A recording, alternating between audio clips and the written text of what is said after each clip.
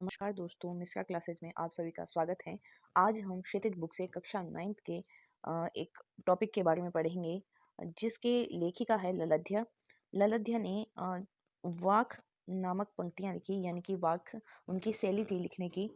ललध्या के परिचय से हम वाक का प्रारंभ करेंगे। ललध्या ने वाक कैसे और कि इस शैली का प्रयोग ही उन्होंने क्यों किया और ये कहाँ की शैली थी जिसका प्रयोग उन्होंने किया। तो सबसे पहले जानेंगे ललध्या का परिचय।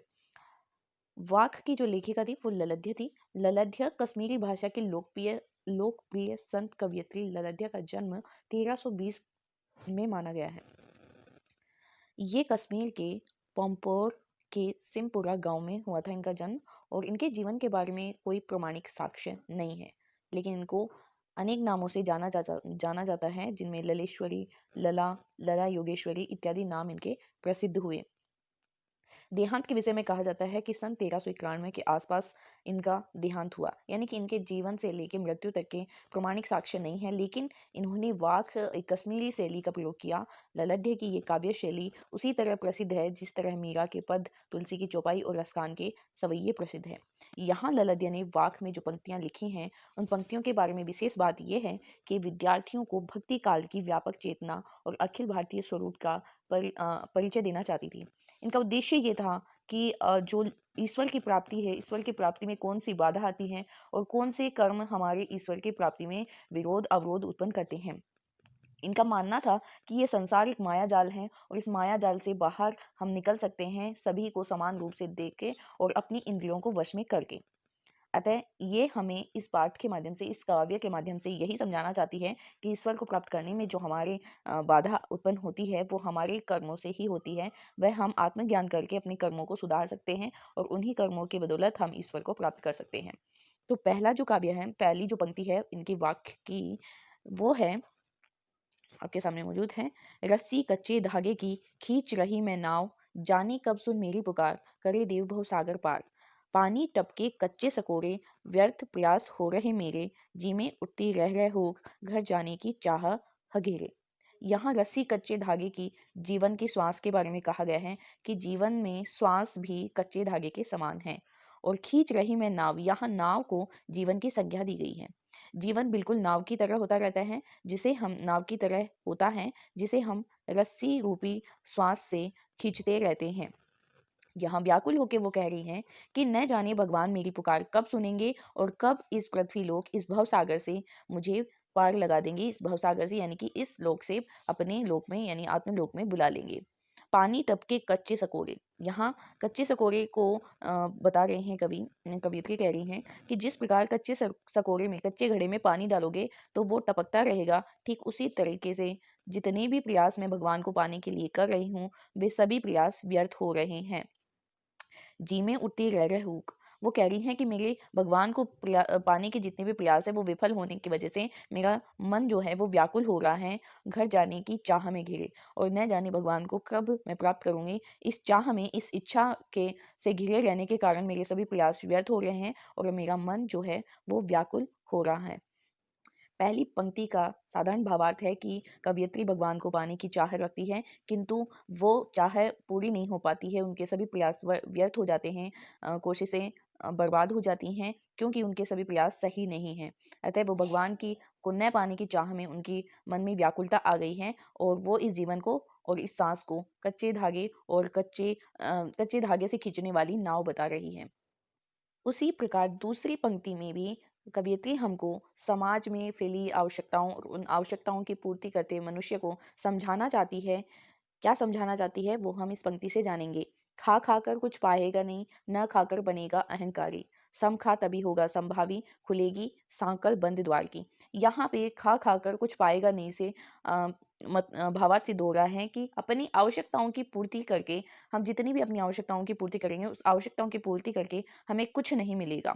इस संसार से जैसे आए हैं वैसे ही जाएंगे। यहाँ अपनी आवश्यकताओं की पूर्ति करने में अगर हम अपना जीवन व्यर्थ गवा देंगे तो उससे हमें भगवान की प्राप्ति नहीं होगी, मोक्ष की प्राप्ति नहीं होगी और हमें कुछ नहीं मिलेगा। तो खा खाकर यानी कि अपनी आवश्यकताओं की पूर्ति में लिप्त रह के हम कुछ नहीं पा सकते। न खाकर बनेगा अहंकारी। न खाकर बनेगा अहंकारी से तात्पर्य है कि जो व्यक्ति धर्म की आड़ में व्रत तपस्या करते हैं और खुद व्रत तपस्या करके खुद को भगवान समझने लगते हैं और यही उनका अहंकार बढ़ जाता है। तो वो कहती है कि व्रत और तपस्या जैसे आडंबर से आप केवल अहंकारी बन सकते हैं। अतः व्रत तपस्या भी कुछ नहीं कर सकती है अपने जीवन में, और अपनी आवश्यकताओं की पूर्ति करके भी हम जीवन में कुछ नहीं पा सकते। सम खा तभी होगा संभावी। अब कैसे हम भगवान को प्राप्त कर सकते हैं उसके बारे में कहा है, सम खा तभी होगा संभावी। सम का मतलब होती है अपनी इंद्रियां।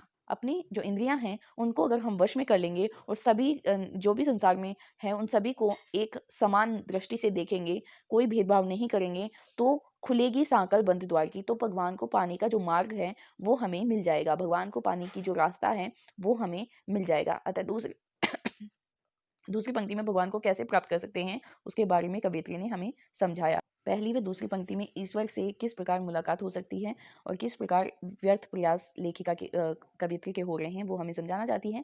तीसरी पंक्ति में कवयित्री क्या कहती है उनके बारे में हम जानेंगे। तो कवयित्री कह रही है कि आई सीधी राह से गई न सीधी राह, सुषुम सेतु पर खड़ी थी बीत गया दिन आह। यहाँ पे वह दुखी हो रही है कि भगवान ने मुझे सीधी राह पे भेजा था। जब बच्चा पैदा होता है, जब बालक इस संसार में आता है, तो उसके मन में ना क्रोध, ना द्वेष, ना लालच, ना लोभ, कुछ भी नहीं होता। अर्थात वो एक सकारात्मक सोच के साथ उत्पन्न होता है। लेकिन गई न सीधी राह, लेकिन उस राह पे मैं पूरे जीवन भर नहीं चल पाई। सुसुम सेतु पर खड़ी थी। मैं तो अपने श्वास के जो सेतु है, जब हम श्वास लेते हैं तो वही जीवन का सेतु बना हुआ है। तो वो कह रही है मैं तो सिर्फ श्वास लेती गई और दिन बीत गए। जेब टटोली कोड़ी न पाई। जब मैंने अपनी जेब टटोली, जेब यहाँ से कर्मों से है। जब उसने अपने कर्म देखे कि मैंने कौन से कर्म किए, तो वो बता रही है कि जेब टटोली अपने कर्मों का जब लेखा जोखा मैंने किया, आकलन जब मैंने किया, तो कोड़ी न पाई। तो उसमें एक भी सत्कर्म नहीं थे, एक भी अच्छा कर्म मैंने नहीं पाया। मांझी कोदू क्या उतराई। यहाँ कवियत्री कहना चाहती है कि अब जब भगवान आएंगे, मांझी यानी भगवान, यहाँ पे सीधी सी आत्मा परमात्मा के मिलन की बात करी है। अगर मांझी परमात्मा आएंगे मुझे लेने, तो मैं उन्हें क्या दूंगी, यानी उतराई में क्या दूंगी उन्हें, मैं अपने कर्मों का लेखा जोखा क्या दूंगी। यहाँ पे लेखिका अपने कर्म के और अपने आत्म अवलोकन के बारे में बताती है। चौथी पंक्ति में बता रही है, थल थल में बसता है शिव, भेद न कर क्या हिंदू मुसलमान, ज्ञानी है तो स्वयं को जान, वही है साहिब से पहचान। चौथी पंक्ति में लेखिका हम सभी विद्यार्थियों को और इस संसार के सभी जीवात्मा को समझाना चाहती है कि थल थल में बसता है शिव, कि संसार के प्रत्येक वस्तु, प्रत्येक स्थान पे भगवान निवास करते हैं।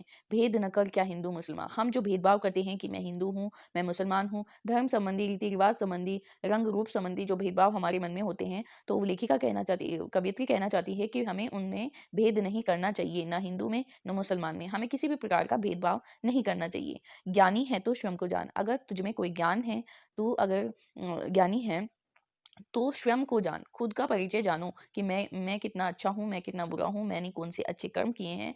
अगर तुम स्वयं को पहचान लोगे, अगर अपने अंतर मन में झांक लोगे, तो लेखिका कह रही है, कवियत्री कह रही है कि साहिब से पहचान हो जाएगी। अगर स्वयं को आप जान लोगे तो आपकी भगवान से मुलाकात हो जाएगी, भगवान से आपका मिलन हो जाएगा, आत्मा परमात्मा से मिल जाएगी। हमें संपूर्ण पंक्तियों में कवियत्री यही समझाना चाहती है कि संसार में परमात्मा से बड़ा कोई नहीं है और अंततः इस आत्मा को परमात्मा में मिलना ही है। लेकिन हमारे कर्म उसमें बाधा उत्पन्न करते हैं। अगर हम सत्कर्म करेंगे तो परमात्मा से मिलन हो जाएगा, किंतु हम अपने कर्मों का ज्ञान नहीं करके हिंदू मुसलमान का भेद और अपनी आवश्यकताओं की पूर्ति में ही लगे रहेंगे, तो हम इस संसार से मोक्ष प्राप्त नहीं प्राप्त कर सकते। तो यही था वाक काव्य शैली जो कश्मीरी पद्धति है, और जिस तरह मीरा के पद हैं, जिस तरह तुलसीदास जी के दोहे हैं, कबीरदास जी और रसकान जी के सवैये हैं, उसी प्रकार ललध्या ने अपनी वाक शैली का प्रयोग किया और हमारे को ईश्वर और मतलब परमात्मा को आत्मा से कैसे मिलना होगा, कैसे परमात्मा को हम पा सकते हैं, वो सभी विद्यार्थियों को समझाया है। यहाँ यही पाठ यहाँ पे समाप्त होता है। अगर पंक्ति आपको अच्छे से समझ में आई तो कृपया लाइक और शेयर, सब्सक्राइब अवश्य करें।